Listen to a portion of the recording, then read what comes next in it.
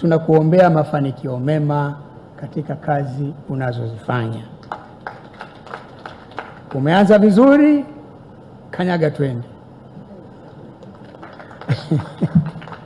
Mheshimiwa Waziri Mkuu na ndugu viongozi na wageni waalikwa, tumekusanyika hapa leo kutokana na uamuzi wa busara, maono na maelekezo na maagizo ya rais wetu mpendwa Mheshimiwa Dr. Samia Suluhu Hassan katika mradi wa kuendeleza elimu ya juu kwa mageuzi ya kiuchumi, yani Higher Education for Economic Transformation, kwa kifupi HEET.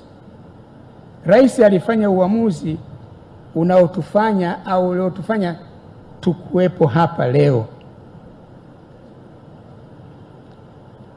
Mradi huu unatekelezwa kwa mkopo wa Benki ya Dunia